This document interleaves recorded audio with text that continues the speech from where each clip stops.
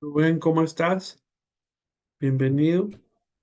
Hola, muy buenas noches. Estoy muy bien, gracias y contento de poder estar acá. Bien, gracias.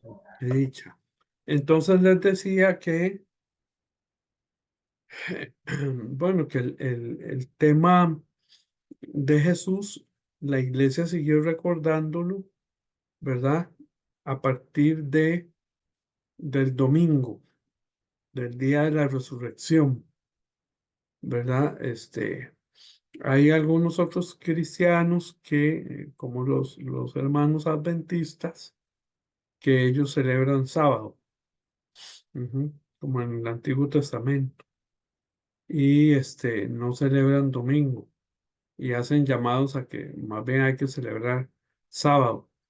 En fin, hay una razón, ¿verdad?, por la que se celebra domingo, y hoy vamos a ver cómo después de la resurrección del Señor, como fue el primer día de la semana, el domingo, eh, se siguió dejando ese día como distintivo para el cristianismo. De hecho, es muy curioso porque yo tuve la oportunidad una vez de estar en Jerusalén en un curso, y los viernes es el día sagrado de los musulmanes allí, ¿sí? El sábado es el día sagrado de los judíos y el domingo es el día sagrado de los cristianos. Las tres grandes religiones, monoteístas, que cohabitan ahí, ¿verdad? En medio de esa tierra tan difícil, ¿verdad? Que es por las... Difícil me refiero a que siempre está la paz muy amenazada, y la pelea con los primos musulmanes, y bueno, lo que estamos viendo ahora, ¿verdad? El genocidio que se está gestando ahora. Detrás de todo eso hay matices religiosos también. Pero a mí me sorprendía mucho, ¿verdad?, cómo una tierra tan religiosa también hubiera tanto conflicto en ese sentido. Porque absolutamente viernes era un día religioso, sagrado, sábado también, y además que el sábado judío empieza el viernes, donde se pone el sol, y domingo pues era también un día muy sagrado para los cristianos. Bueno. Volviendo entonces, empatando este tema de cómo, la idea es ver cómo siguió la liturgia, su desarrollo, eh, en los siglos que vinieron, ¿sí? ¿Qué fue lo que pasó con la liturgia? Después de que Jesús resucita y ya asciende al cielo y ya no está más, se va, entonces cuál es el seguimiento y la memoria que se le da, ¿verdad? A través de los siglos.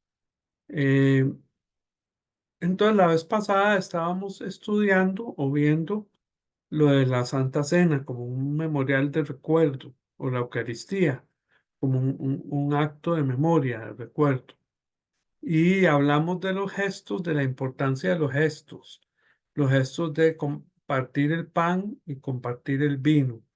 Y yo les hice referencia a un canto. Entonces hoy quisiera empezar con ese canto para situarnos en el tema de hoy. Permítame un momentito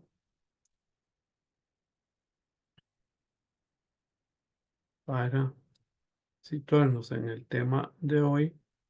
Entonces, empezar con este canto. Oh, perdón. No sé no sé si ya se está compartiendo. Oyen, No, ni vemos ni oímos todavía. ni ven ni oyen. Ok, permítame un momentito. Es un canto muy conocido, pero lo encontré en un ritmo latinoamericano venezolano que se llama ritmo llanero.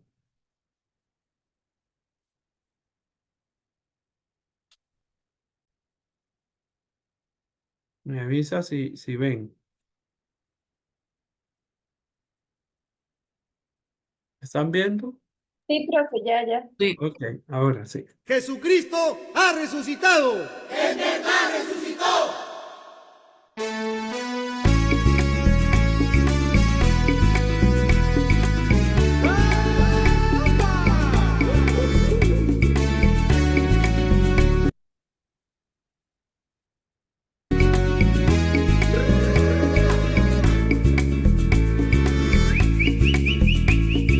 Por el camino de Maús, un peregrino iba conmigo. No le conocía al caminar, ahora sí, en la fracción del pan. Que llevabas conversando, me dijiste buen amigo, y me detuve asombrado a la vera del camino. No sabes lo que ha pasado ayer en Jerusalén a Jesús de Nazaret, a quien clavaron en cruz. Por eso me vuelvo triste a mi aldea de Maús. Por el camino de Maús, un peregrino iba conmigo. No le conocía al caminar, ahora sí, en la fracción del pan. Van 3 días que se ha muerto y se acaba mi esperanza. Dice que algunas mujeres al sepulcro fueron al alba. Pero falla algunos otros, pues también allá buscaron, mas se acaba mi confianza, no encontramos a Jesús. Por eso me vuelvo triste a mi aldea de Maús. Por el camino de Maús, un peregrino iba conmigo. No le conocía al caminar, ahora sí, en la fracción del pan. Oh tardíos corazones que ignoráis a los profetas, que en la ley ya se anunció que el Mesías padeciera. Y por llegar a su gloria, escogiera la aflicción. En la tarde de aquel día, yo sentí que con Jesús Nuestro corazón ardía a la vista de Maús. Por el camino de Maús, un peregrino iba conmigo. No le conocía al caminar, ahora sí, en la fracción del pan. Hizo señas de seguir más allá de nuestra aldea, y a la luz del sol poniente pareció que se muriera. quédate forastero, ponte a la mesa y bendice el destello de su luz en la fracción del pan. Mis ojos conocerán al amigo de Maús. Por el camino de Maús, un peregrino iba conmigo. No le conocía al caminar, ahora sí, en la fracción del pan. Ahora sí, en la fracción del pan.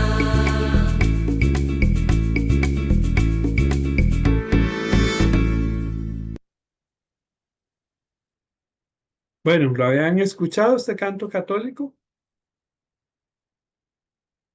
¿No? Sí. Daniel. Buenas noches con todos. Ujú. Primera vez que le escucho. Buenas noches.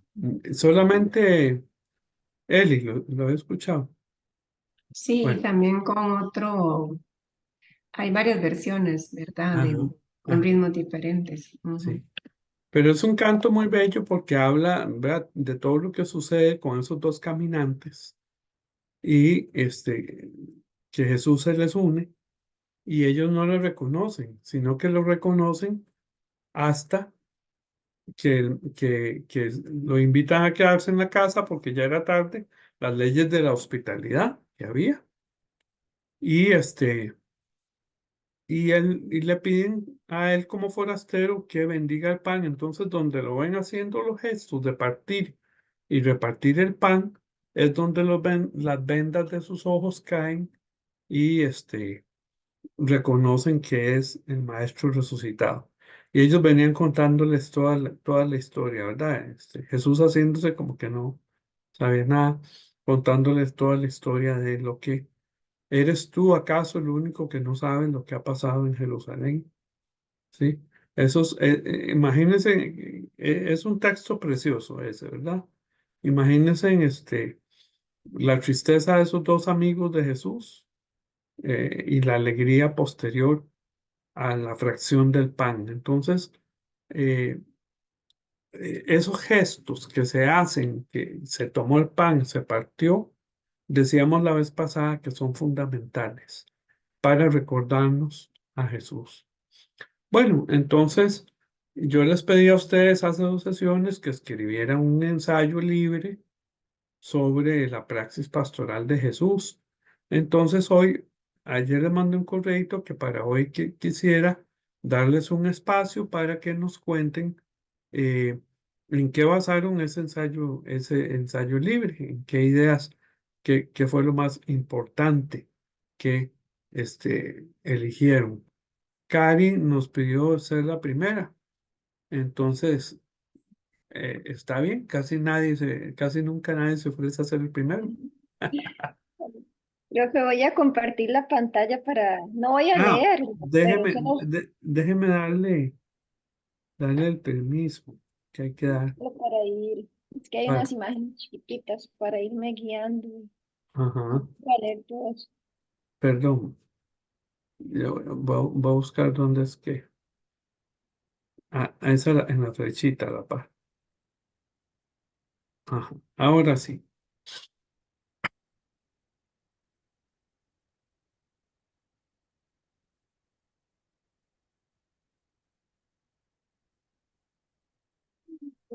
Ah, Ya estamos bien.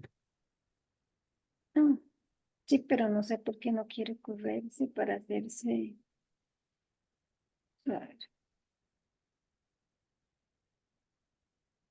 Dele ahí en check, pa. aquí,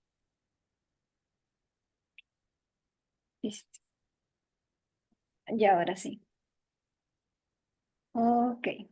Bueno, compañeros y profesor, yo voy a hacer mi ensayo en 3 puntos muy importantes que rescaté de la lectura y también de la meditación que hemos ido teniendo durante los foros, la respuesta de algunos compañeros, también en las secciones en las que nos uníamos en grupo a conversar sobre las preguntas de las lecturas. También tomé algunos puntos importantes que me hicieron reflexionar en 3 cosas en las cuales desarrollé mi ensayo. La primera fue, bueno, todo es en sí de la praxis de Jesús, pero la primera fue en los rituales, especialmente en el ritual de la Santa Cena, rescatando la importancia que son los rituales para nosotros, para los seres humanos, y que están en todas las religiones casi del mundo. Es parte de nuestra cultura, parte de todas las culturas, y es lo que nos permite tener como una comunión más divina con Dios. Muchos debatíamos que a veces se le da más importancia a los rituales, y es cierto. Eso fue una idea que también desarrollé. No simplemente se puede vivir de rituales, sino que también debemos llevar el ritual, como la canción que acabamos de escuchar, y compartirlo. La Santa Cena es uno de los rituales más bonitos que tenemos en el cristianismo, y es un banquete que se debe compartir con todos. Entonces, la primera parte la desarrollé sobre ese tema de cómo recordamos a Jesús a través de esto, y cómo en base de esto nosotros llevamos este mensaje de salvación, de recuerdo a otras personas. Ujú, La primera parte va a reflexionar sobre sobre lo que les acabo de mencionar. Después, más adelante, reflexioné de la praxis de Jesús sobre rostros con nuevos semblantes. Me acordaba de que el semblante son las expresiones que hay en nuestro rostro. Muchas veces cuando leemos los evangelios y prestamos atención a las relaciones que Jesús tuvo con la mayoría de las personas a las que él atendió, vamos a darnos cuenta, y si usamos un poquito la imaginación, yo en este caso me imaginaba los rostros de ella, de estas personas. Como ejemplo, puse la mujer que tenía el flujo de sangre. Meditaba en cómo era su rostro antes del encuentro de Jesús y después de su encuentro. Y cómo Jesús cambió ese semblante en ella y cómo lo hizo con la mayoría de las personas con las que él se relacionó, que eran personas que estaban excluidas de un sistema social. Esto yo lo contextualicé también en nuestros contextos actuales. Muchas veces nosotros tenemos la oportunidad de donde estemos de devolver estos semblantes, de devolver alegría a los rostros. Entonces, aquí se va a desarrollar más sobre rostros con nuevos semblantes, cómo en la praxis de Jesús sus actos de inclusión fueron cambiando, restituyendo a las personas. Y lo más curioso, hay algunas partes donde el mismo Jesús los envía a mostrarse, que vean su milagro, que vean la sanidad. Yo no creo que ellos fueran a mostrarse con un rostro, ¿verdad? Desagradable. El semblante de ellos tuvo que haber cambiado. Esto podemos llevarlo como un poco más profundo y analizarlo para nosotros mismos o en nuestras iglesias donde estemos trabajando. La importancia de dar nuevos rostros, restituir a las personas que están excluidas. Aquí se explica mejor y lo fui desarrollando. Aquí está la mujer con el flujo de sangre, una imagen de lo que les acabo de mencionar. Entonces, con nuevos semblantes, me imaginé que muchas de las personas de las que él ayudó eran figuras restauradas. Figuras que fueron restauradas y que fueron incluidas en una sociedad que las rechazaba. Y podemos, qué sé yo, acordarnos del hombre leproso. Entonces, vamos a ver.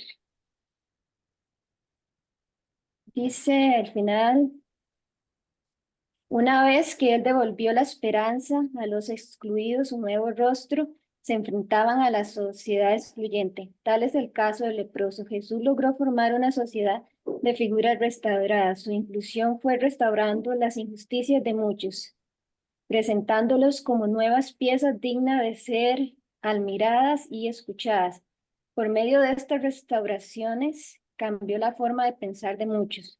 Con sus grandes ejemplos prácticos nos llevó a una conclusión. La restauración física y mental de un ser humano inicia desde el momento en que somos tomados en cuenta al asumir cierto grado de compromiso y solidaridad. Y aquí les puse esta imagen con un montón como de piecitas de personas nuevas, formadas. Bueno, hay detalles más explicados ahí donde yo escribí. Y esa sería mi reflexión con respecto a la praxis de Jesús. Como les digo, si quieren leerlo, está un poquito más explicado, pero me identifiqué mucho con las cosas antes mencionadas. Y es todo, profesor. Muchas gracias. Muchísimas gracias, Karina. Muy bonito, muy lindas ideas, ¿verdad? Sobre la restauración de las personas y cómo Jesús en su praxis propició. Y esto de nuevos semblantes me encantó.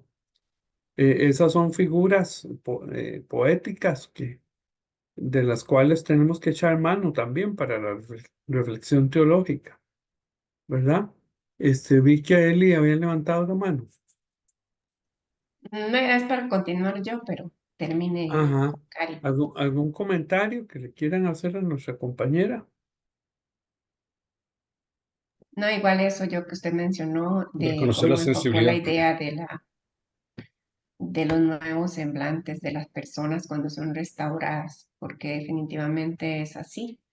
Tienen que haber, como dice Karen, yo imagino que ella se los imaginó, no la alegría, el gozo que pudieron sentir después de haber recibido pues la inclusión o la sanación o la reivindicación, la inclusión a la sociedad que pudieron haber sentido, por supuesto que sus rostros también se transformaron, porque entonces no era una cosa solo interna, sino que tenía que ser manifestada a través de los gestos.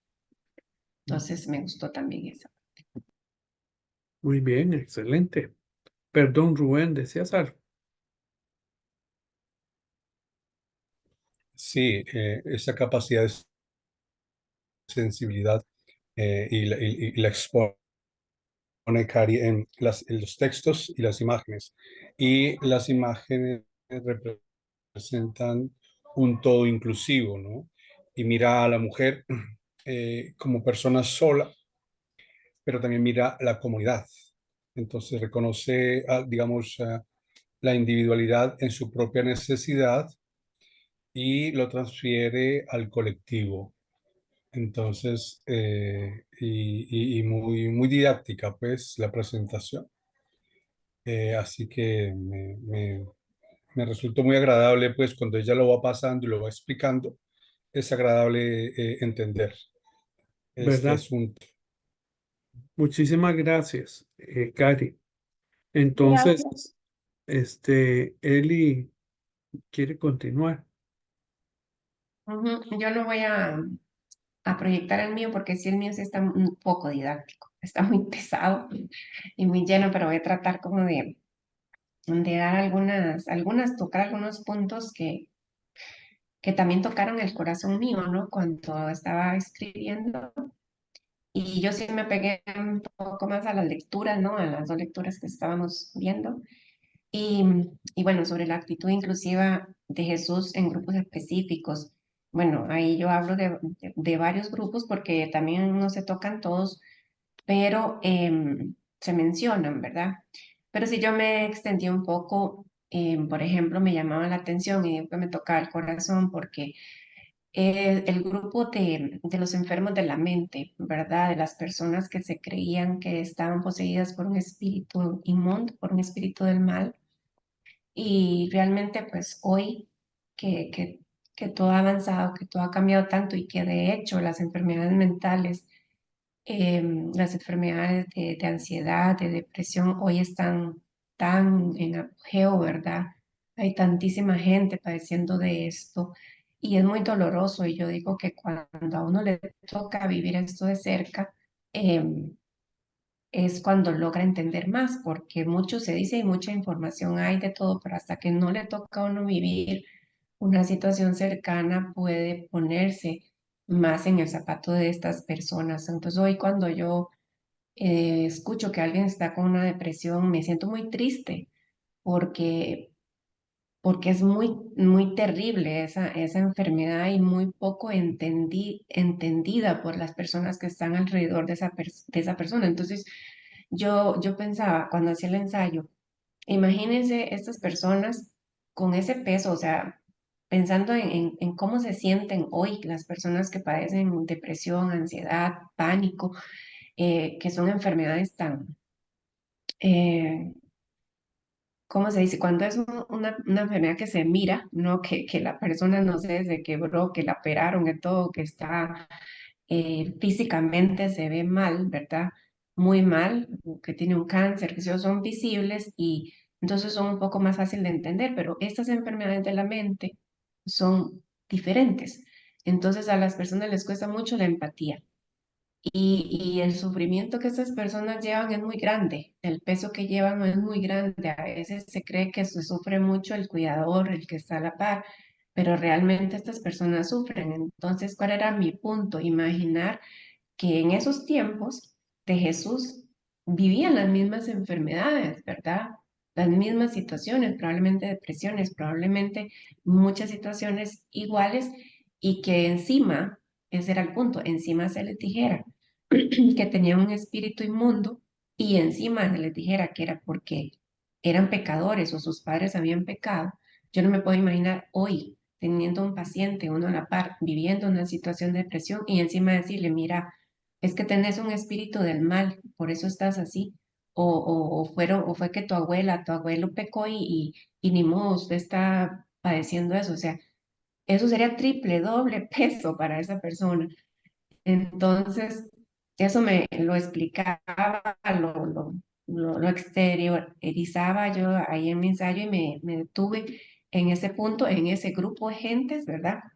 Y bueno, ahí un poquito más que hablé. Después otro grupo que siempre me llama la atención y que en algún momento leí algunas cosas sobre el papel de la mujer en la iglesia, ¿no? Y entonces fui a investigar un poco, ¿verdad? Cómo fue en la iglesia primitiva. Y entonces fue cuando me acordé en el ensayo de tocar el punto de la mujer, ¿no? Y bueno, de la actitud que Jesús tuvo con este grupo y volver al detalle de cómo era un poco, porque es muy grande, pero por ejemplo, si Karim mencionaba alguna cosa, ¿no? Pero por ejemplo, cuando las mujeres daban a luz, quedaban impuras, igual cuando andaban con la menstruación, pero no solo quedaban a luz, el punto era también que si daban a luz una mujer, quedaba impura 2 semanas y para un hombre era una semana. O por ejemplo, bueno, para eso estaban aparte, no podían entrar a la sinagoga, tenían aparte un lugar porque, pues sí, Ujú. no se sabe cuándo andaban con la menstruación, entonces estaban impuras, no se podían mezclar, ¿verdad? Entre otras cosas, ¿verdad? Con los hombres.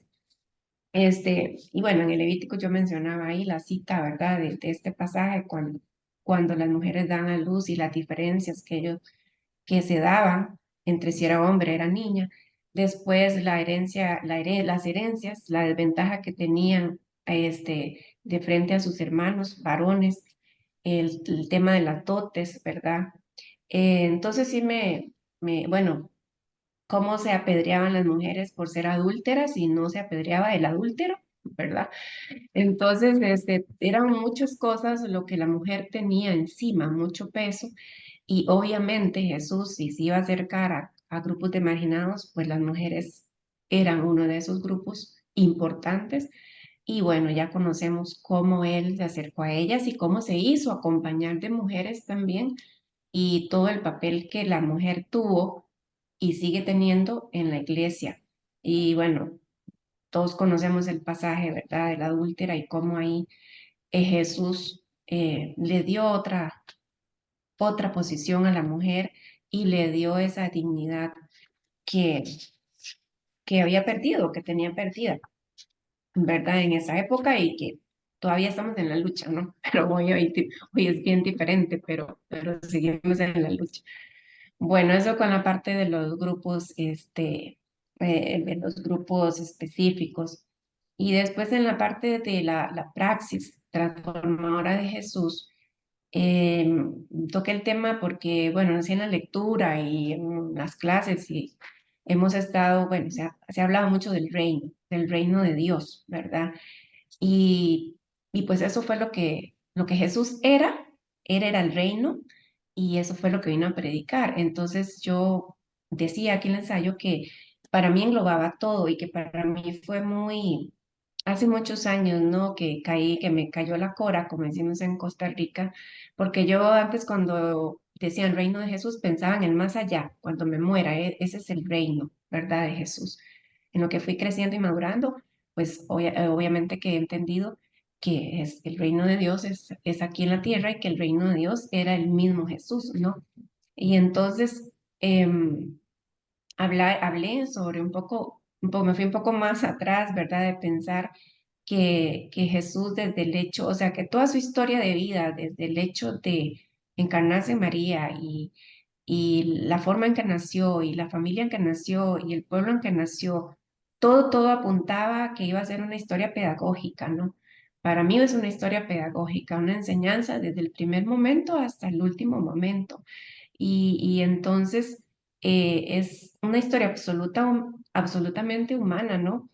Que él apuntaba ya a aquel Mesías que se esperaba, pero em, entonces con esa actitud de, inclusive menciono ahí, de migrante, ¿no? Que lo tocó, o sea, era hasta un inmigrante, ¿no? Un fugitivo, ¿verdad?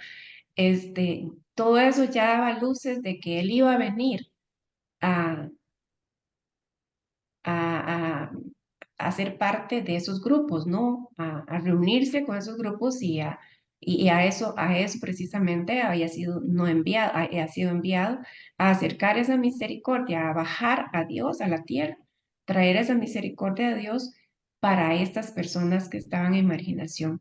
Entonces sí me extiendo un poquito ahí hablando sobre las bienaventuranzas también, que bueno, que no son eh, una poesía, ¿no? ¿Verdad? Las bienaventuranzas encierra, para mí, pues engloba toda la predicación de Jesús en cuanto a los grupos marginados y a la inclusión que él vino a dar.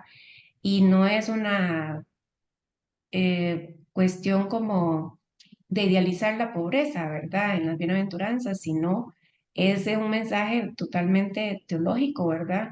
Y no Ujú. es moralista como muchos creen, sino totalmente teológico y un mensaje de esperanza y de liberación, de, de que el sufrido y el marginado encuentre ese consuelo en Dios.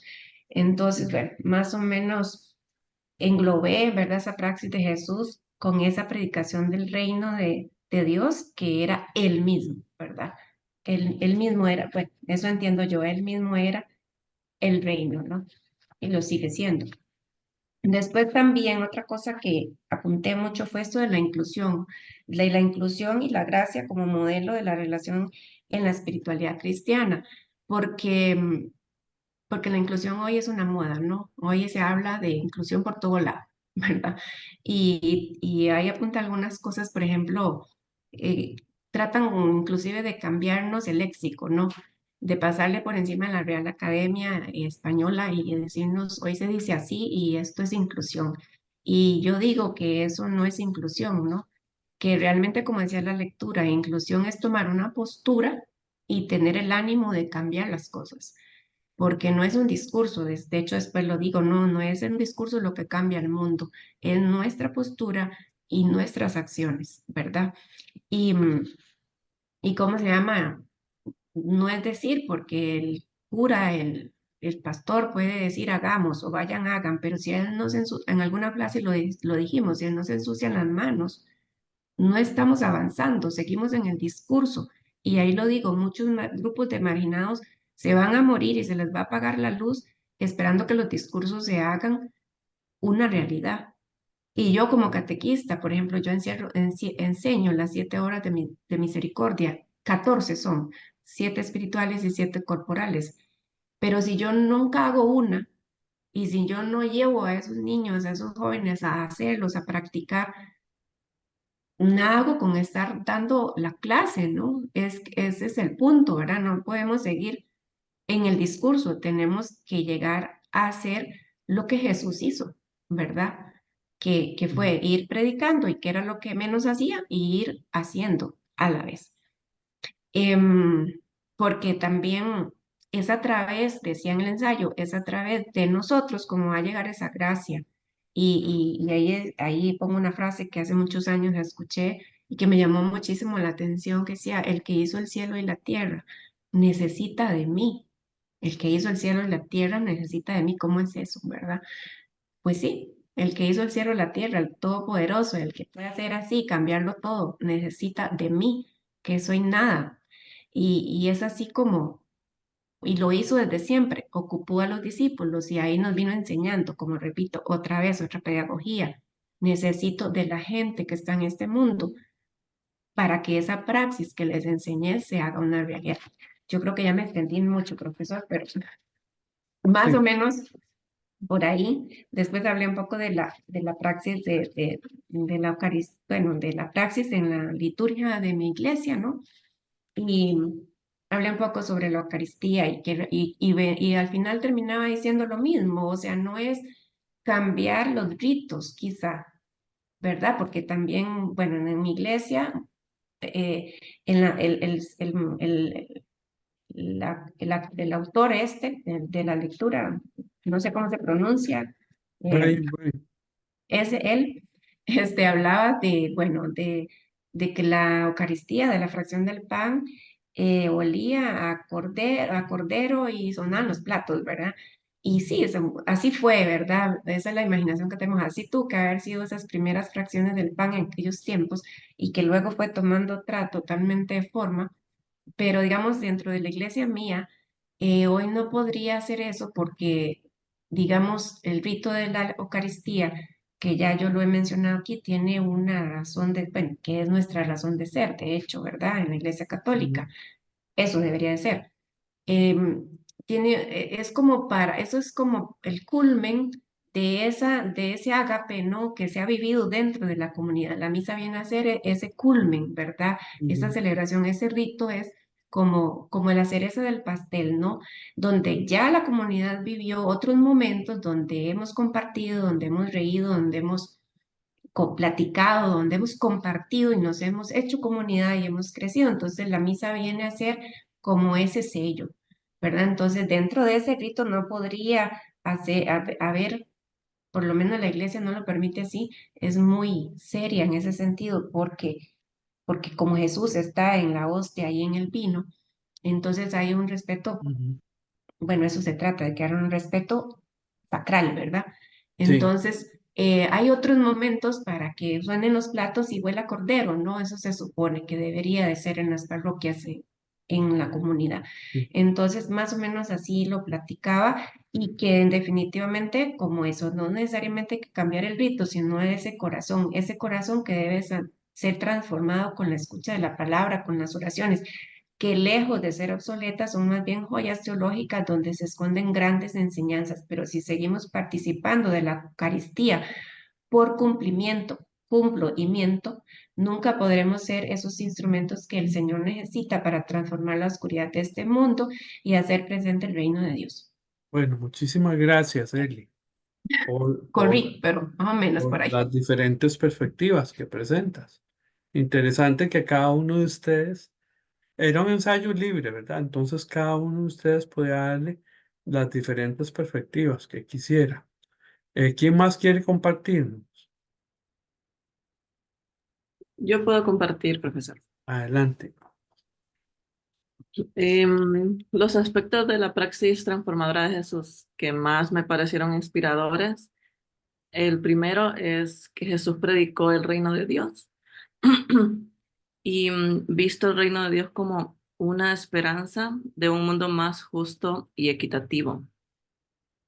Mm, Y el segundo aspecto, hacer ese reino posible. Jesús hizo ese reino posible a través de los milagros, en donde dignifica a las personas más vulneradas y les restablece su equilibrio, como decía la lectura, me gustó mucho ese término, les restablece su equilibrio porque les sana en sus aspectos físicos, espirituales y psicoemocionales.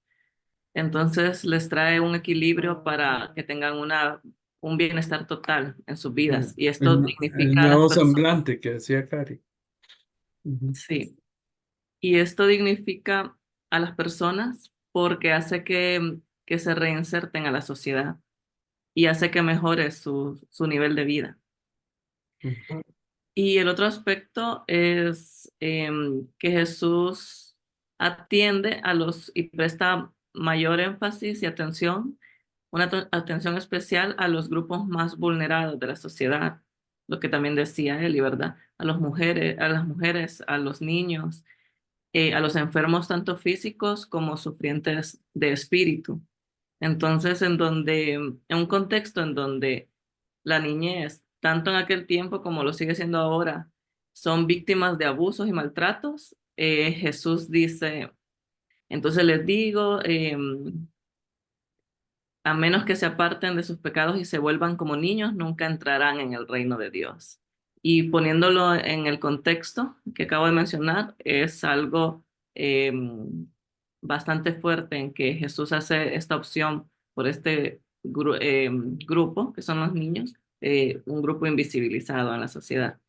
Y también un contexto en donde las mujeres son menospreciadas. Jesús tiene colaboradoras en su ministerio y también muchas beneficiarias de milagros en donde el sujeto o la sujeta principal son las mujeres y que son sanas por su fe, no por la figura de Jesús, sino que por la fe de las mujeres que recibieron su sanidad.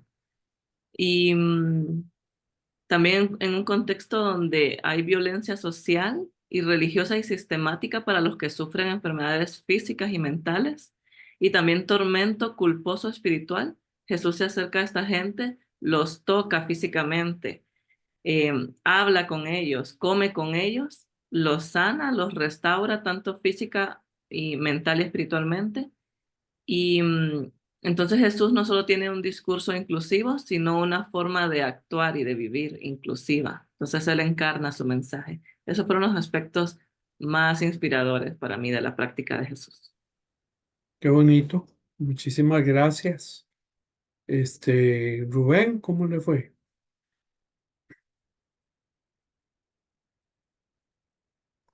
Hola, gracias. Yo no lo he enviado, lo tengo en un borrador todavía, pero mi idea siempre va en el tema de inclusión como compromiso social.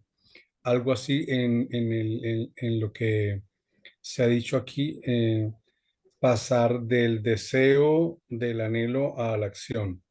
Y pienso y sigo pensando en el tema de las mujeres y la infancia campesina, ¿no? Que sigue siendo un sector de la sociedad que a mí todavía me conmueve, me llama y me pone a pensar en cómo el Estado, la sociedad y las congregaciones deberían asumir su rol.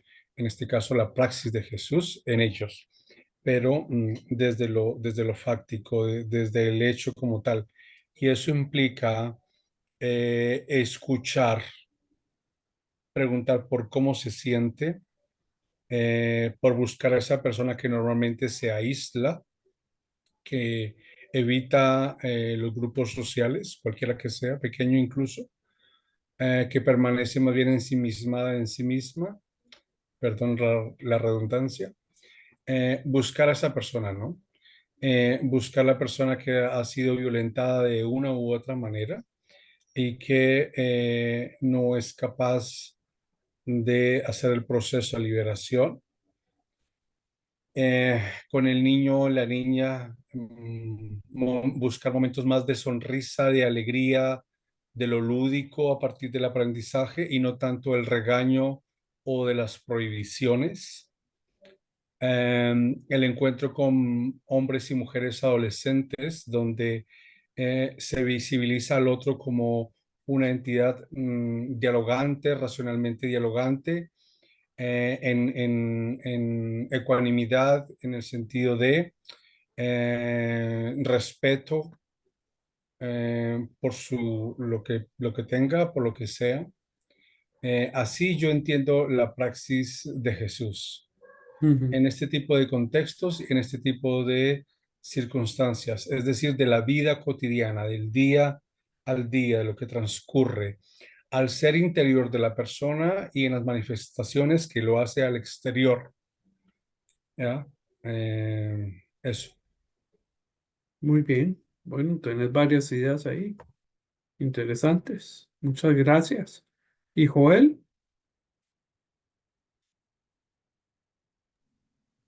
Profesor, compañeros. Bueno, en el ensayo libre lo que desarrollé es también, ¿no?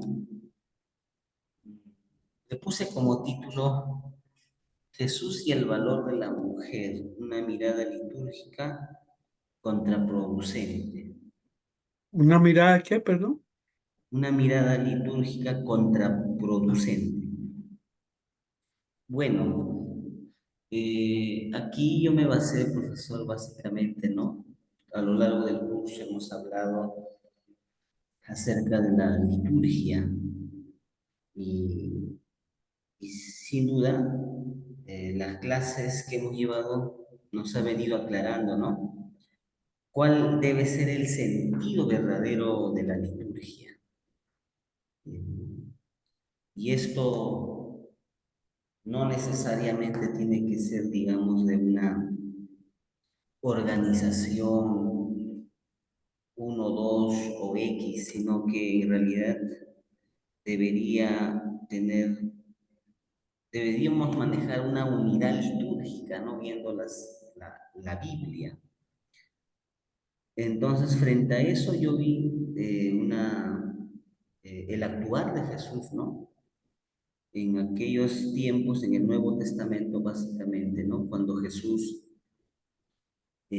comienza su ministerio y tiene ese encuentro con los religiosos de aquella época, que tenían una praxis, digamos, pero no una verdadera praxis, ¿no? Sino que ellos su liturgia lo manejaban de manera selectiva, podemos decir, ¿no? Donde el niño, la mujer, las mujeres, ¿no? No tenían lugar alguno en esa liturgia que ellos practicaban. Pero me centré básicamente en la mujer. Entonces, ah, frente a eso Jesús da un planteamiento, ¿no? Un planteamiento que realmente va a levantar una protesta por parte de los religiosos por la forma como Jesús actúa cuando él, por ejemplo, entra a la sinagoga para poder este, celebrar un culto, ¿no? Entonces, y pues los religiosos naturalmente pensarían que la liturgia debería ser como ellos lo hacían. En realidad, estaban equivocados, ¿no? Estaban equivocados porque Jesús, en ese momento litúrgico, lo que va a dar valor, ¿no? Lo que va a ver es la necesidad, no tanto, digamos, ¿no? Un orden litúrgico, digamos, jerárquico, sino que la liturgia de Jesús eh, tenía una mirada muy distinta que los mismos religiosos, pues, ¿no? Eh, desaprueban, pero en realidad para Jesús era realmente lo correcto, ¿no? Entonces, ahí en el punto 2 toqué acerca de Lucas capítulo 13, una mujer encorvada, ¿no? Donde está en un día de sábado, ¿no? Un día de descanso, y es ahí donde Jesús, ¿no? Va a hacer un bien a esta mujer frente a la mirada, quizás intrigante, frente a la mirada de tirar la piedra de los religiosos. Jesús no se inmuta frente a eso, sino que Él va a hacer lo correcto, ¿no? Va a ser la verdadera liturgia. Entonces, Él la llama y la toca y la sana. Y particularmente para mí esta acción de Jesús eh, es totalmente contraproducente. Sí, escandalosa. Escandalosa, sí, profesor. Entonces, para terminar, eh, yo pienso que quizás los fariseos o los religiosos de aquella época, cuando ven que la mujer se acerca a Jesús y esta mujer insignificante es tocado por el maestro que ellos admiran, también los religiosos podemos decir, ¿no? Quizás la mujer ha logrado mucho más que estos religiosos, que naturalmente, ¿no? Ellos no podían quizás tanto tocarlo o ser tocado, ¿no? Por un, digamos, por un maestro como lo fue Jesús, un maestro por excelencia. mm, Entonces, pues en eso se basó, profesor, digamos, mi reflexión, ¿no? sí. A la tarea que dejó. Muy Gracias, profesor. interesante. Recuerde que el toque en Jesús es muy importante, ¿verdad? Cuando la mujer lo toca y Jesús adrede pregunta, ¿quién me ha tocado? ¿Sí? Para dejar a la mujer no en descubierto, sino más bien para dejar una enseñanza en torno a esto, ¿verdad? Este, el toque en los ojos, con los ciegos, el toque en el leproso. O sea, realmente el toque en Jesús, en los milagros que decía Aurora, fueron muy importantes. A ver, entonces, Daniel, ¿cómo le fue? Repito para que los demás también puedan participar. Ah, ya, sí, profesor. Bueno, algo así breve nada más. En mi ensayo Sí. libre hablé un poco de la lepra y, bueno, también lo relacioné con... Me enfoqué más que todo en en ese tema que ya estaba, Ajá. es muy conocido. Y rescaté la parte de la misericordia. Al final, ya en la parte final, después de hablar de la lepra, rescaté la parte de la misericordia, la compasión y la acción, ¿no? De Jesús en ese tema del leproso. Eh, me enfoqué en eso, como vuelvo a repetir, porque ya ellos, como ya sabemos, todos estaban discriminados y yo también, cuando usted dio un ejemplo sobre el COVID, yo también lo relacioné con mi caso personal, porque así breve nada más, en mi propio círculo también hubo ese tema y como yo no me vacuné, no tenía ni siquiera COVID, pero yo no me vacuné y ya la gente se alejaba, o sea, la gente estaba insegura, las personas que me conocían me exigían, ¿no? Ya te vacunaba, y se sentía ese rechazo, se sentía esa, ¿no? Tal vez lo que, un poco se sentía lo que el leproso pudo haber sentido, ¿no? Esa discriminación, Ujú, pero también sentían algunas personas el temor, algunos familiares, ellos tenían temor. eh, no de contagiarse y era por eso que no se acercaban o evitaban, ¿no? Contacto físico y solamente lo hacían por llamadas, ¿no? Por llamadas, algo así. Entonces, por eso de repente me llamó la atención este tema de de la lepra, ¿no? sí. Que Jesús, ¿no? Y también de- eh, ¿cómo les digo? También me puse en el lugar del leproso, ¿no? Para ver ese cambio, qué actitud tuvo el leproso, ¿no? Al decir Señor, eso también lo puse en el ensayo. Él se humilló, ¿no? Reconoció en la autoridad de Jesús que él tenía. Y incluso más, o sea, se humilló de labios, ¿no? Pero también se humilló con su accionar, porque dice que se postró, o sea, se arrodilló Ujú, y su cabeza estaba en el suelo. Entonces, y esperó la respuesta de Jesús, ¿no? Si era su voluntad, le quieres, ¿no? Que Dios sea sano, entonces ahí fue cuando fue restaurado, ¿no? A veces creo que también se necesita esa parte de la humildad para ser restaurado, no solo de enfermedades físicas, sino emocionales otras internas, ¿no? Como también decía mi compañero, enfermedades mentales.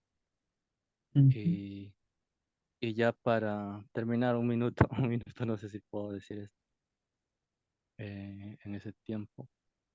Eh, yo también tuve así como el leproso fue sanado, yo también fui sanado porque yo también me dio COVID a mí, me llegó a dar COVID y entonces perdí ¿no? Los gustos, tenía todos los síntomas, está mal, enfermo. Y como los hospitales estaban saturados, no iba. Y en ese tiempo recuerdo que había un ayuno de 7 días, ¿no? Y ahí fue donde el último día del ayuno, yo no pensé que me iba a sanar porque el ayuno era para otra cosa, para un tema de ministerio. Pero yo iba hacia un enfermo, ¿no? Y ahí fue cuando Dios me sanó, ¿no? De algo que en ese momento era incurable porque no se tenía, ellos todavía estaban buscando las curas, decían, ¿no? En Rusia están Mm, haciendo las vacunas, todavía no había eso, no había vacunas. mm. Entonces esa es la experiencia, ¿no? Que les puedo decir sobre el Sí, tema de la praxis de Jesús. Ujú. bueno, muchas gracias. Sin duda Jesús, y su praxis fue un contexto muy difícil, ¿verdad? De enfermedades, como lo hemos visto. Y muy interesante que Daniel tomó el caso de la lepra. Este, pero también él, que tomó el caso de la enfermedad mental, la depresión, la ansiedad, etcétera. Hoy en día, después de la pandemia del COVID, todas esas enfermedades mentales crecieron mucho, según datos de la Organización Mundial de la Salud, ¿verdad? Claro, fue un momento muy difícil para toda la humanidad y que ahora pues salimos y todo, pero poco se habla de lo difícil que fue, ¿verdad? Y entonces como que el trauma queda ahí. También vos decías que te sentías discriminado como tener COVID. También las personas con VIH, ¿verdad? Se sintieron así, discriminadas, como tener lepra, ¿sí? Y otro tipo de enfermedades. Bueno, interesantísimo las diversas perspectivas de ustedes. A Germán, ¿cómo le fue? Hola, ¿sí se me escucha? Ujú. Sí, ok. Yo toqué el tema de, bueno, ahí recomendaban unos temas al final ¿De qué, perdón? de la ruta. Ahí al final se recomendaban unos títulos, ¿no? Sí, eran Entonces, recomendaciones. sí, yo agarré, me llamó la atención el título de El seguimiento de Jesús como base de la espiritualidad cristiana. Me llamó la atención por este aura de misterio que hay sobre el término de espiritualidad. Entonces yo dividí mi trabajo en tres. Primero, tratando de abordar qué es espiritualidad. Punto número dos, la espiritualidad de Jesús. Y número tres, la espiritualidad cristiana como una continuación de la espiritualidad de Jesús. Entonces, dentro del primer punto, sobre la espiritualidad humana, la planteo como al hombre como un ser integral frente a diferentes concepciones dualistas que tratan de separar, se podría decir, al hombre en diferentes dimensiones, como si fueran individuales. Entonces, planteo al ser humano como un ser holístico, donde finalmente la espiritualidad va a tener un efecto corporal, material, va a tener un efecto, por tanto, social y histórico, como motor finalmente de las movilizaciones y movimientos que se han dado a través de la historia. Entonces, es ahí donde, bastante resumido, toco el tema de la espiritualidad de Jesús y me baso básicamente en Lucas 4, que es este sermón, bueno, más que sermón, presentación de su ministerio que hace en la boda de Nazaret, en donde toma como base y fundamento teológico y espiritual, o textual, vamos a decirlo así, en Isaías 61, ¿no? Que es la narración de este el ungido de Dios. Para eso primero escribo de quiénes fueron los oyentes, quiénes estuvieron ahí, dónde está en Galilea, está en Nazaret, es una región, bueno, es una ciudad bastante pobre, con mucha pobreza, con precariedad, no tan solo en tema económico, en salud, en lo higiene, en lo mental, se habló mucho, el documento de ustedes se habló mucho de la enfermedad y me recordé un texto que leí acerca de la profesora Violeta, ¿no? Esta noche, en donde ella habla acerca de el leproso, pero aplicado a las personas de VIH. Entonces, lo que ella decía ahí en eso que me impactó era, no es tan solo que las personas vulnerables tenían que llevar la enfermedad de por sí, sino todas las demás características que la sociedad le añadía a la persona en un sentido psicológico, ¿no? Con el tema de la ideología de la retribución, de que si estás enfermo por tu culpa, porque habrás hecho algo, o porque tu padre ha hecho algo, o el tema de demonizar absolutamente todo, ¿no? Es producto de algo, de un demonio, de yo qué sé. Entonces, eran todos aquellos elementos que se le añadían a esas personas. Entonces era una situación bastante precaria, económica, social, psicológica, mental, y todo lo que ustedes han hablado. Y en ese contexto, ¿cierto? Que Jesús abre el rollo de Isaías y dice, el Señor contigo para, y ustedes ya saben el resto. Y es ahí donde yo me baso acerca de la espiritualidad de Jesús.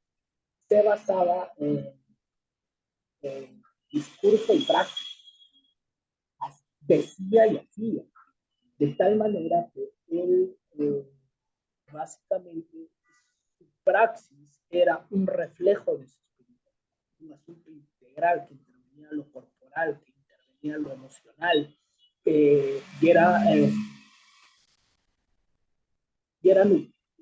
esta era con gestos, con prácticas puntuales. Y eso era el reflejo de su espiritualidad. Para finalmente hablar acerca de la espiritualidad cristiana, que la espiritualidad se convierte básicamente en una expresión de una fe cristológica. Si la elección, se podría decir, de lo que nosotros podemos interpretar de Jesús, de cómo es que finalmente él manifestó su espiritualidad a través de la historia. Entonces, la espiritualidad cristiana es básicamente aceptar, número uno, a Jesús, y que su proyecto del reino de Dios se convierte en nuestro compromiso a seguir, siguiendo la causa que él vino a hacer. Entonces,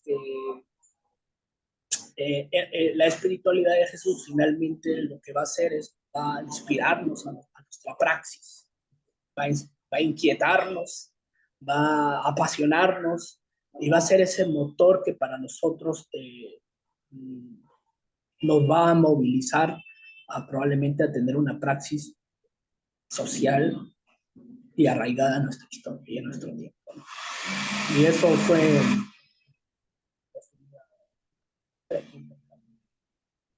Bueno, muchísimas gracias por tu reflexión, Germán, muy interesante. Gracias.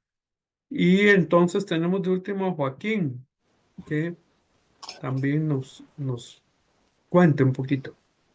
Sí, bueno, yo fui por el... ¿Me escuchan? Sí. Ahí Sí. está. Yo fui por el mismo lado, tal vez que Daniel, que Germán.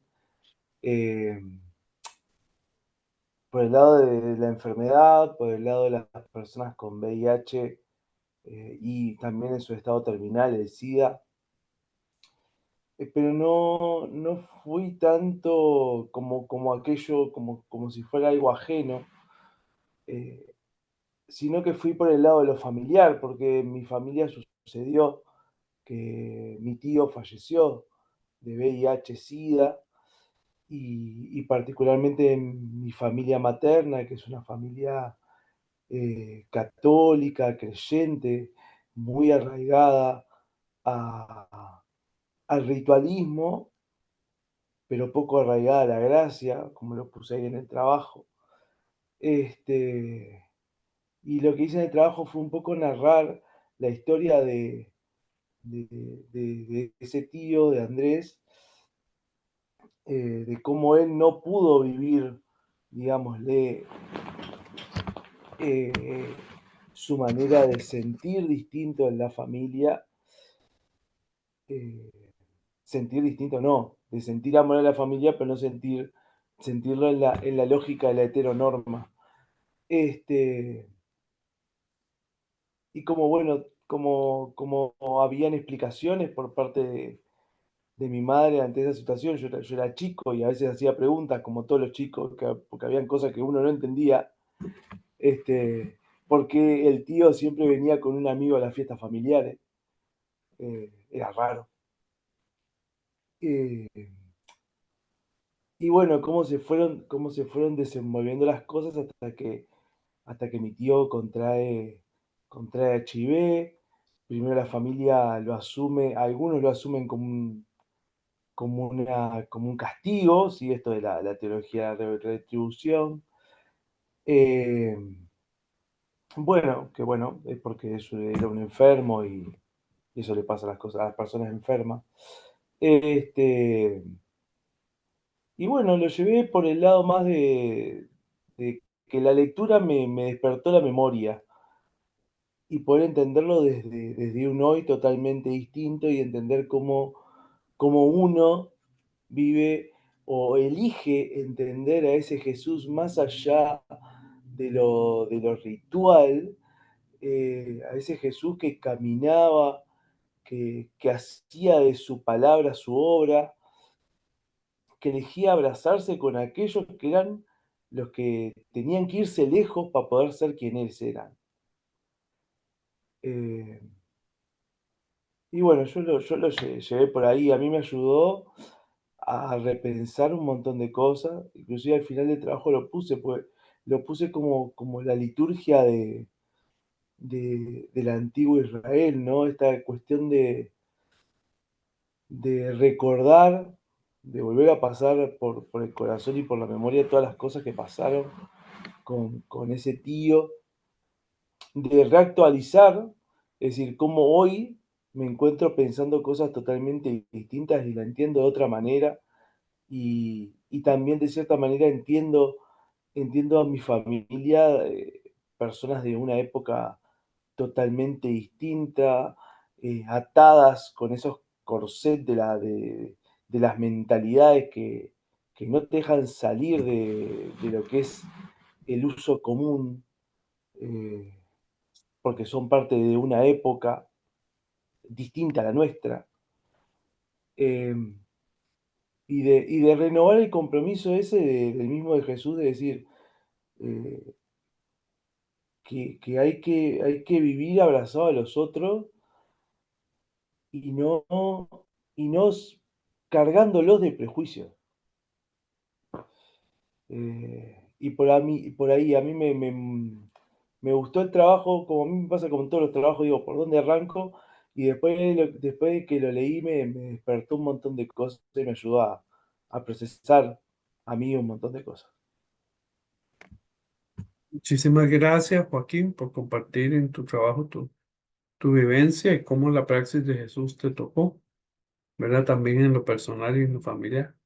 Sí, Eli. No, que ahorita que Joaquín está contando esto, recuerde que cuando estaba allá en Costa Rica hace como 12 años, hice un trabajo en la universidad sobre este grupo de personas del VIH en Costa Rica. Entonces visité a un señor que era activista, ¿no? del grupo de LGTB. Y fui al lugar donde era su oficina, su casa, ¿verdad? Y había mucha gente ahí con SIDA, ¿no? Ya con problemas graves. Él mismo era un enfermo con SIDA y de hecho ya muy avanzado. Y bueno, todavía hace 12 años había más, creo que ya hoy ya no tanto, y para esa época ya estaba ya más abierta la gente al tema, pero aún así todavía había tabú sobre el asunto. Y fue un trabajo muy interesante y definitivamente hasta que por eso era lo que yo decía, es que una cosa, y bueno, no a todo el mundo le toca vivir de cerca las cosas, ¿no? Y por eso a veces nos quedamos todavía con mayor facilidad en el discurso, pero cuando uno se acerca a las personas que están padeciendo, ahorita no era mi familia, ¿no?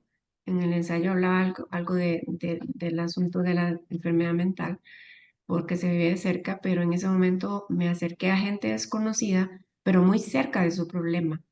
Entonces yo fui súper tocada al corazón en ese trabajo, de poder acercarme a esa gente y de poder palpar y sentir el sufrimiento y el rechazo de la sociedad que ellos viven, no solo por su enfermedad del SIDA, sino por su condición de orientación sexual. Muy bien, tómense en 5 minutitos y volvemos. Muchísimas gracias por el compartir.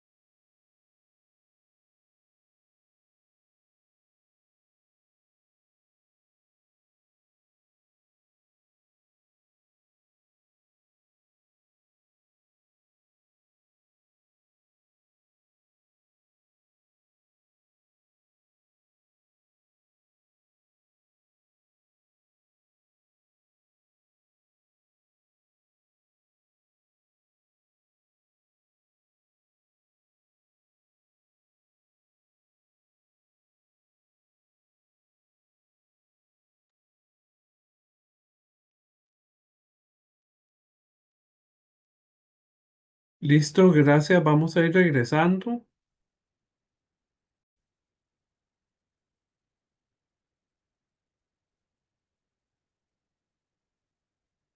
Me avisa si ven la presentación que está ahí. Sí. Bueno, ¿me oyen? Sí. Sí, Perfecto. perfecto. Entonces,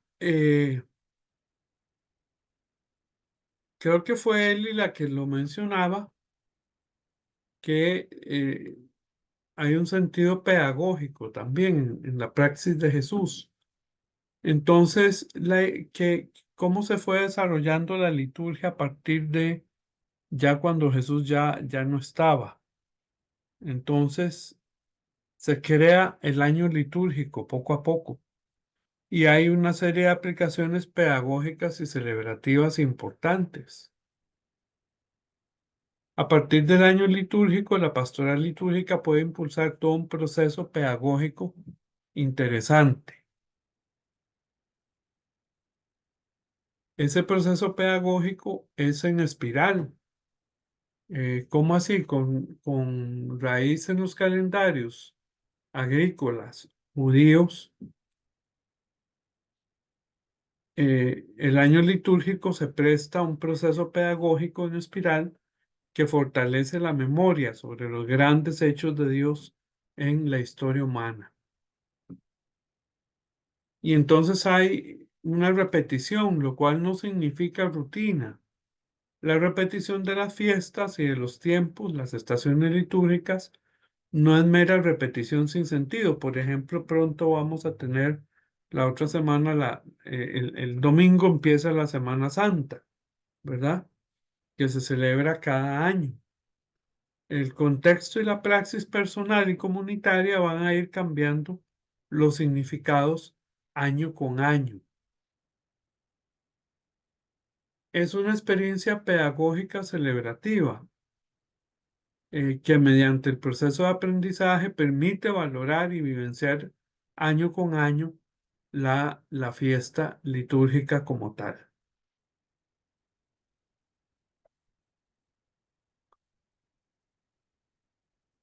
Y se utilizan muchos colores y símbolos propios de cada época, así como de distintas tradiciones, se unen en ese proceso. En el año litúrgico podemos incluir también las fechas propias de nuestra comunidad de fe o de nuestra nación.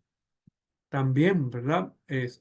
No solo las litúrgicas, sino de celebrar ciertos días especiales también que son importantes para el Día Internacional de la Mujer, el Día de la Madre, del Padre, otros días especiales también de la patria y de la eh, este, región donde nos encontramos.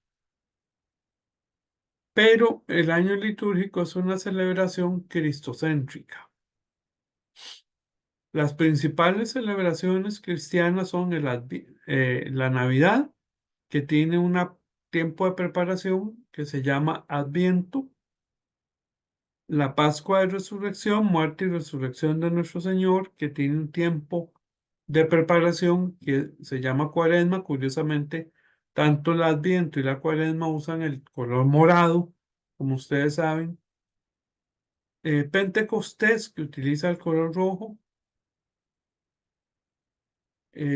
Fechas con estaciones delimitadas para cada año, sería lo que llamamos calendario litúrgico. Y leccionario son los textos bíblicos. Varias iglesias siguen esta tradición, la católica, la episcopal, la luterana, me imagino que la valdense,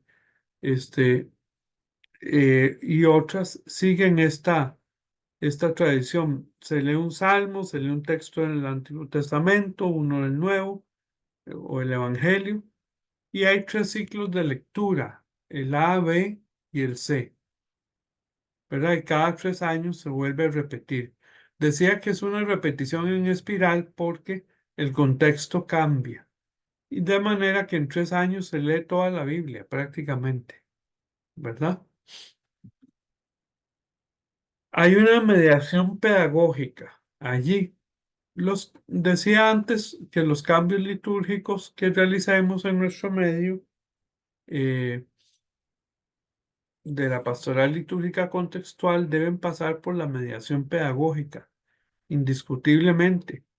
Si queremos tener una pastoral litúrgica participativa y asimilada en términos de Piaget, es decir, donde lo nuevo sea asimilado por todos y todos.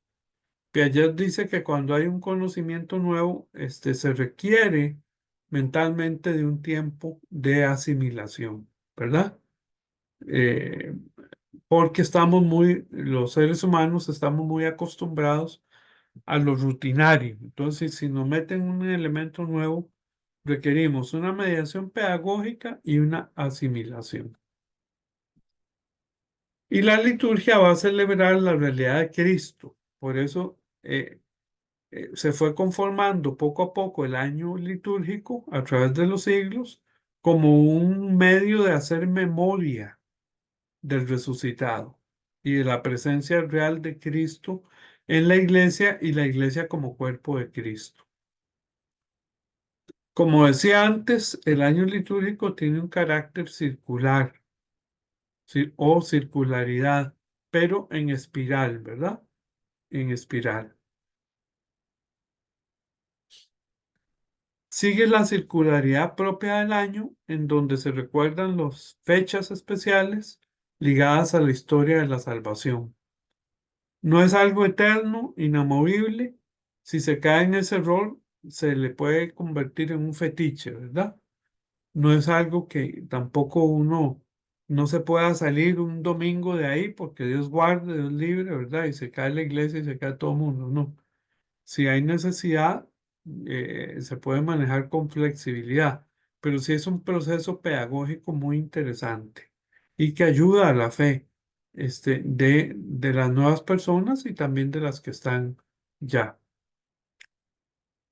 Y aunque el itinerario y presencia de Cristo se repite cada año con las diversas lecturas, es el contexto de quienes celebran lo que le va a dar la variedad. La historia, ¿de dónde viene esto? Data de los primeros siglos del cristianismo. Por ejemplo, la fecha más antigua de un calendario fue en el año 354 después de Cristo. O sea, hay 3 siglos después en donde se menciona el 25 de diciembre como día de la Natividad del Señor. Se empezó fijando como día de la Navidad el 25 de diciembre. Incluso el calendario ortodoxo lo fija en enero. Es muy curioso porque tuve la oportunidad de estar en un país ortodoxo, en Rusia, y el 24 de diciembre, 25, no pasó nada. Era un día común. Pero el 5 de enero era la Navidad para ellos. El año litúrgico tiene raíces en las fiestas agrícolas judías. Es un ordenamiento, digámoslo así, de las grandes fiestas cristianas y se basa en dos principios teológicos muy importantes, que son la encarnación de Dios en Jesús y la resurrección de Jesús. O sea, la Navidad y la Semana Santa. Son las dos fechas más importantes del año litúrgico y ahí en medio de ellas, bueno, y Pentecostés también, pero en medio de ellas, de esas tres, transcurre todo el año litúrgico. Todos los pueblos antiguos tienen calendarios. Los mayas, los aztecas, los incas, los chinos, los egipcios, entre otros. Y han usado como señales al sol y a la luna. Son señales de la creación que permite a los seres humanos vivir en un tiempo no indefinido, sino organizado, regularizado, consciente, como que necesitamos saber, bueno, que la clase es de 6 a 8, que tal cosa es de tal a tal, que el culto, la misa es de tal hora a tal hora. Si no hubiera un calendario, sería todo totalmente desorganizado, ¿verdad? Entonces, de ahí la raíz del calendario, incluso el calendario gregoriano que usamos hoy en día y el conteo de horas que utilizamos de minutos y de segundos. Gracias a estas señales se establecen los ciclos circadianos, la noche y el día, ¿verdad? Y ya sabemos que cuando es de noche, pues queremos descansar, queremos dormir, queremos reposar, y en el día, pues hay una serie de actividades y de cosas para hacer. En medio de todo esto, se vuelve tan rutinario, ¿verdad? A veces los días a uno se le pueden volver rutinarios también. Viene la fiesta. La fiesta es un corte con la rutina, como vemos a estas mujeres bolivianas ahí, ¿verdad? En esta foto. Las épocas del calendario son fiestas, son un corte que permiten al ser humano liberarse del exceso de rutina. ¿Cómo inició este año litúrgico? Inició con el domingo. El domingo, Dominus Day, que es el significado de domingo en latín, cobra mucha importancia para los primeros cristianos. En 1 Corintios 15:14 dice: y si Cristo no resucitó, vana es entonces nuestra predicación y vana también es nuestra fe. O sea que, yo lo decía la vez pasada, el tema de la resurrección es un tema de fe, de donde se fundamenta toda la fe y toda la espiritualidad cristiana. La resurrección va a ser central en el cristianismo. La crucifixión y muerte del Señor fue el viernes, víspera del sábado 15 de Nisan, día oficial de la Pascua judía, y su resurrección se produjo el domingo, el primer día de la semana. Y Cristo se reúne de nuevo con sus discípulos. Bueno, con las primeras que se reunió fueron sus discípulas. Las mujeres fueron testigas de su resurrección en lo que se llama sinaxis o reunión, un domingo. Y en hebreo, el sábado tenía un nombre específico, Shabbat. Los demás días eran primero, segundo, tercero, pero Shabbat era un día específico. Por ejemplo, en portugués, se denominan así: domingo, lo que sería el lunes para nosotros, le dicen segunda-feira, martes tercera-feira, miércoles cuarta-feira, jueves quinta-feira, viernes sexta-feira y sábado. Fera, ¿qué es? Feria, ¿sí? Que es sábado, que es el nombre judaico, en lugar de ser séptima feira, por ser el día séptimo del fin de semana. Entonces vemos cómo cada cultura le llama diferente, ¿verdad? Sunday, Monday, Thursday, Wednesday. ¿Cómo era el otro jueves? Ya se me fue a mí. Bueno, Friday, Wednesday. Thursday, Friday, sábado, Saturday y domingo, Sunday, día del sol, ¿verdad? En inglés está más bien relacionado con los planetas, igual el español, ¿verdad? Domingo, Dominus Day, día del Señor.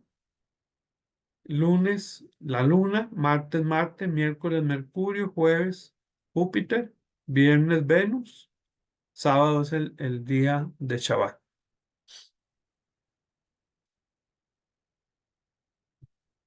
El domingo era llamado el primer día de la semana en Apocalipsis aparece una nueva expresión, Día del Señor, o Día Señorial, o Kyriake, en latín Dominica, o Domingo. Dice, en el Día del Señor, en el Kyriake, el Espíritu me tomó bajo su control y oí detrás de mí una voz tan fuerte como trompeta, que decía, escribe en un libro lo que veas y envíaselo a las 7 iglesias, Efeso, Esmirna, Pérgamo, Tiatira, Sardis, Filadelfia y Laodicea. Eso lo dice Juan, ¿verdad? Cuando recibe el encargo de escribir el Apocalipsis. En el día del Señor. Y con el tiempo los cristianos y cristianas empezaron a celebrar uno de estos domingos de una manera especial, el día de la resurrección. Es decir, cada año se celebró el día de Pascua. Recuerden que les he dicho que Pascua es pasar de un estado de muerte a un estado de vida. El día de cuando Jesús tiene su Pascua de resurrección.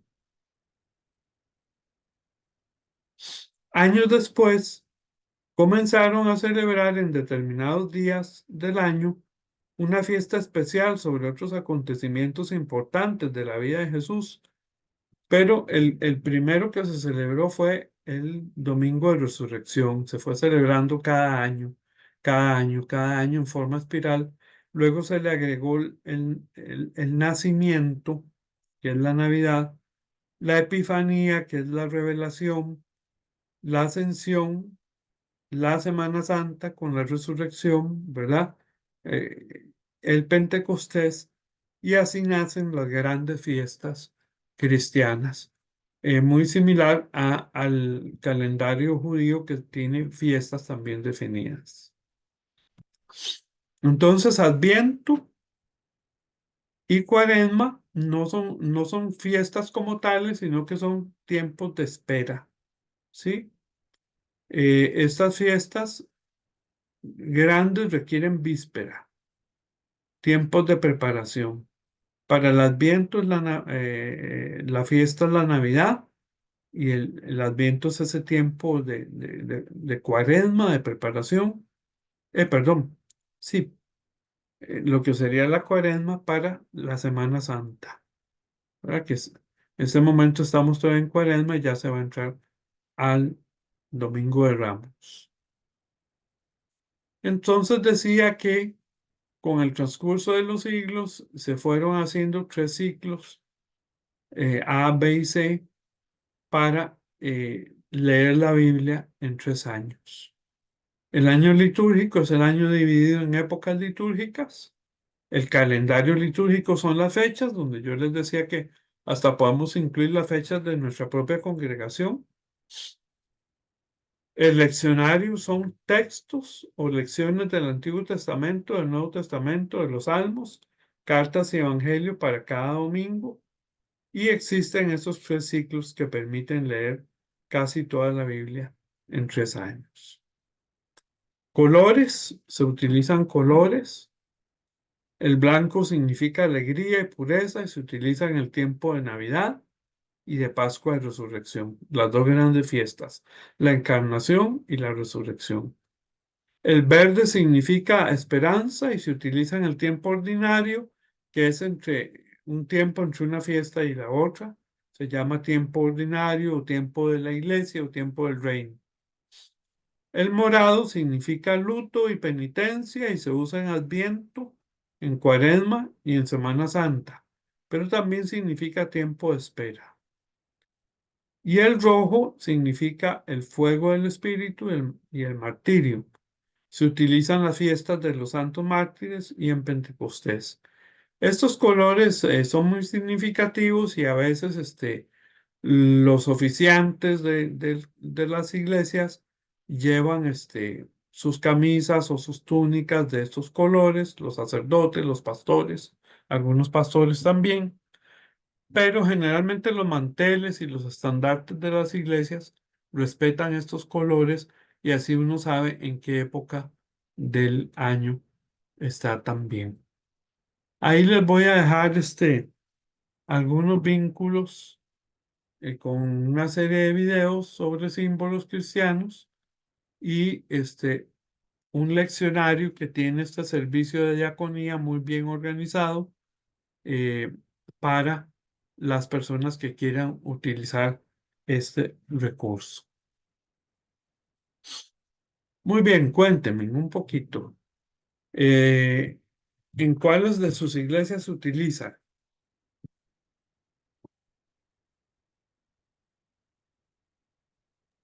En la En, mía, ninguno.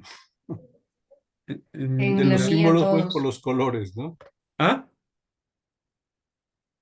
O algunos elementos. ¿Se celebran estas dos grandes fiestas o esas tres grandes fiestas por lo menos? ¿Se celebra la Navidad en todas? La mía sí, Ajá, igualito así. ajá. ¿Se celebra la resurrección? Sí, igualito como lo tiene ahí presentado, con los Ajá. colores. ¿Se celebra el Pentecostés? No. Ok. Sí, con bombos y platillos. Ajá. Que es el día del Espíritu Ujú. Santo. Me imagino que, Joel, ¿cuál es su experiencia?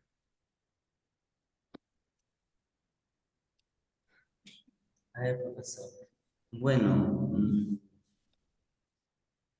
en la iglesia donde congrego celebramos eh, solamente las dos, el Pentecostés, porque somos pentecostales, Ujú.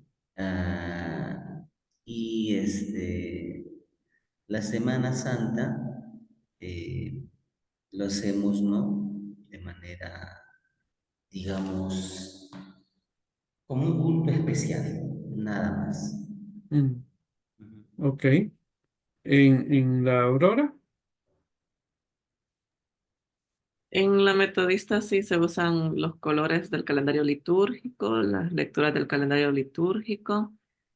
En la menonita, donde mis papás, no se utiliza. Yo no, de hecho, yo hasta hace poco aprendí,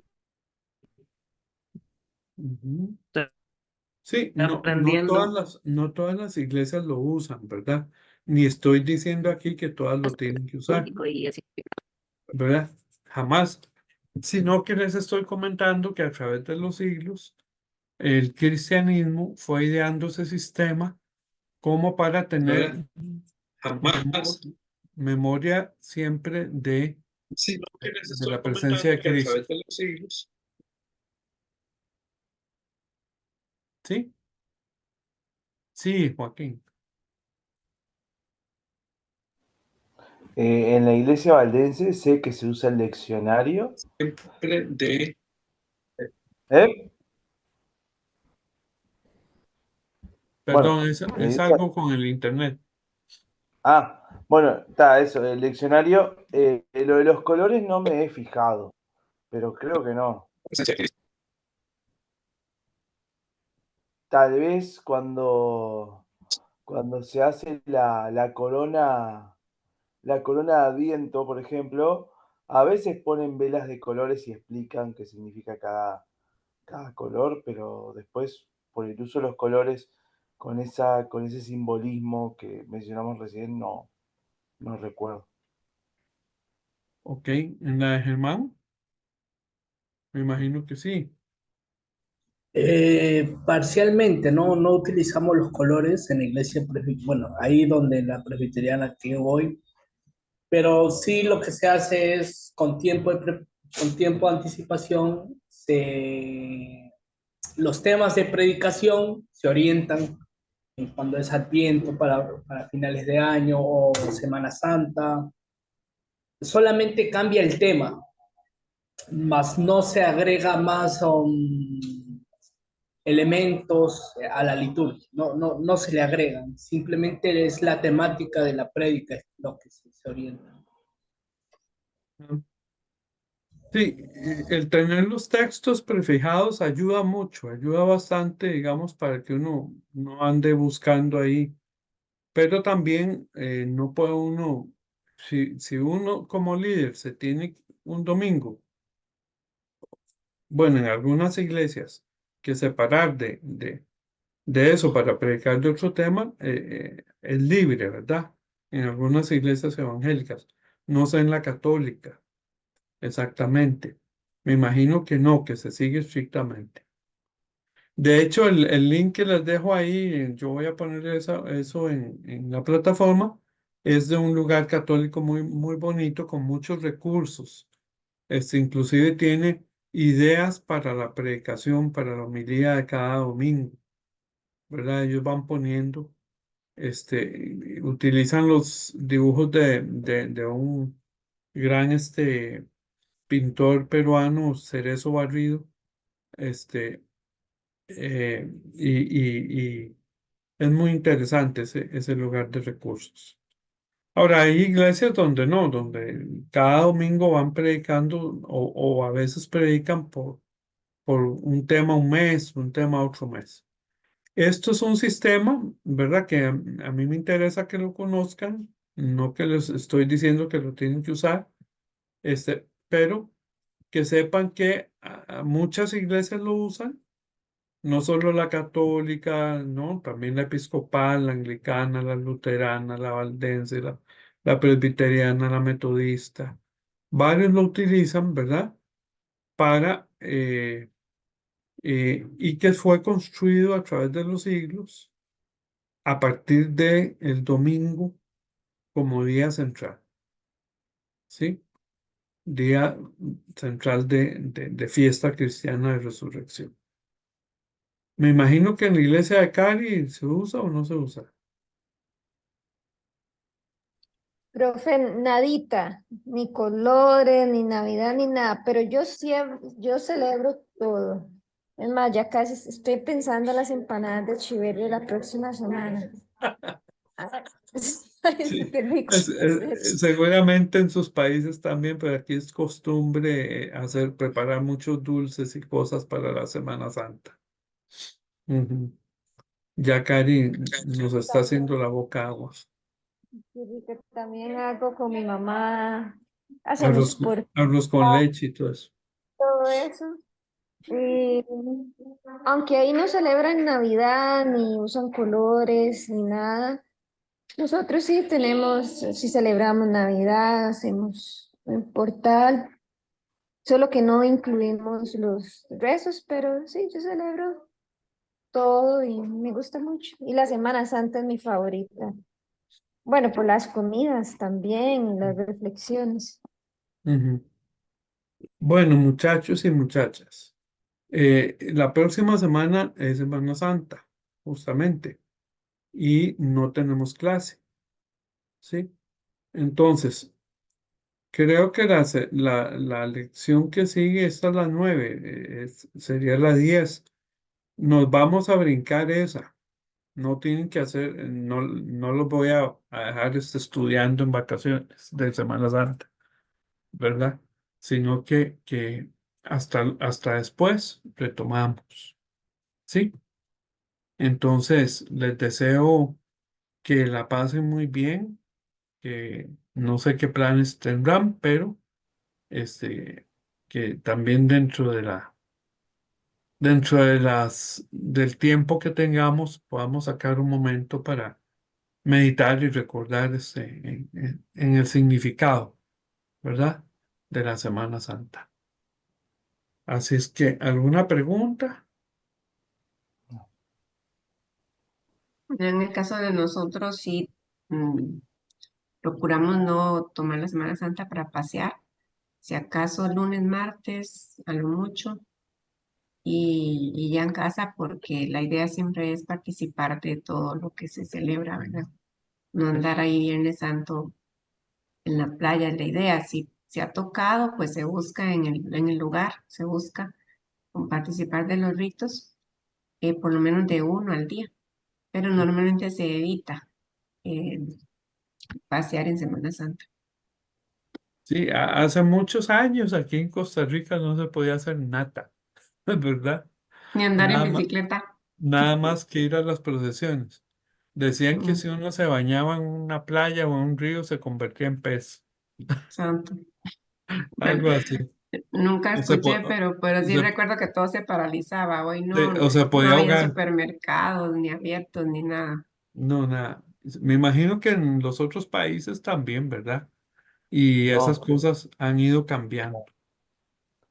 no, Uruguay particularmente es un país laico. Desde hace mucho tiempo, de principios del siglo XX, que se separó la iglesia del Estado, y bueno, Uruguay debe ser uno de los países más laicos de Latinoamérica, y para no sacar ningún feriado ni nada, se estableció que la Semana Santa pasará a llamarse Semana de Turismo y se fomenta el turismo interno. La Navidad se llama Día de la Familia y se celebra el 25 de diciembre y está. Ok, ok. Interesante eso. Es interesante. Me imagino que en Colombia se guardan todavía muchas tradiciones. Sí, el ritual es muy grande desde la Iglesia Católica, toda la solemnidad y las procesiones. Hay ciudades especiales para eso. En todas partes se celebra, pero hay ciudades especiales. Sí. Desde la Iglesia Católica y en la Iglesia Evangélica, pues también se hacen los apartados. Igual incluye también todas las comidas que quieras y demás. Bueno, entonces no tenemos clase, no hay tarea. Esa tarea la voy a resumir en las notas de las demás. Entonces, tranquilidad para que pasen una buena Semana Santa. ¿Sí? Bendiciones. Gracias. Ari, Gracias. mande las empanadas. Chao, gracias. Sí. Chao. Chao, chao. Buenas noches. Gracias.